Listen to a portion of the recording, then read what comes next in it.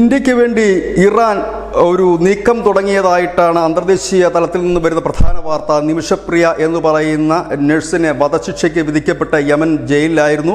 അവരെ മോചിപ്പിക്കുന്നതുമായി ബന്ധപ്പെട്ട് ഇന്ത്യ ഇറാനുമായി നേരത്തെ സംസാരിച്ചിരുന്നു. കഴിഞ്ഞ ദിവസം എസ് ജയശങ്കർ വീണ്ടും ഇറാൻ ഫോറിൻ മിനിസ്റ്റർ ആയ അബ്ബാസ് അരക്ചിയുമായി സംസാരിക്കുകയും തുടർന്ന് ഇറാൻ ഹൂത്തികളുമായി സംസാരിക്കുകയും ചെയ്തിരിക്കുന്നു. ഹൂത്തി വിമത നേതാവ് അബ്ദുൾ സലാം തന്നെയാണ് ഈ വിവരം സ്ഥിരീകരിച്ചിരിക്കുന്നത്. ഇത് ഒരു വലിയ പ്രതീക്ഷയാണ് മലയാളികൾ അടക്കമുള്ളവർക്ക് നൽകിയിരിക്കുന്നത്. നിമിഷപ്രിയയുടെ മോചനം സാധ്യമാകും എന്നൊരു തരത്തിലേക്ക് ഒരു പ്രതീക്ഷ വളർന്നിരിക്കുന്നു.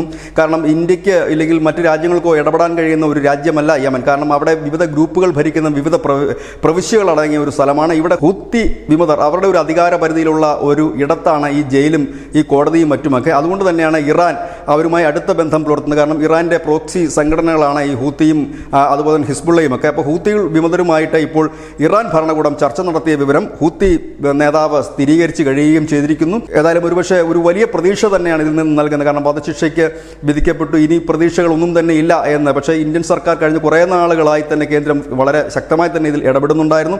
ആ ഇടപെടലിന് ഇപ്പോൾ ഫലം കണ്ടു തുടങ്ങുന്നു എന്ന് വേണം നമുക്ക് പറയാൻ. ഏതായാലും മോചനത്തിനായി നമുക്ക് കാത്തിരിക്കാം. News desk news India Malayalam.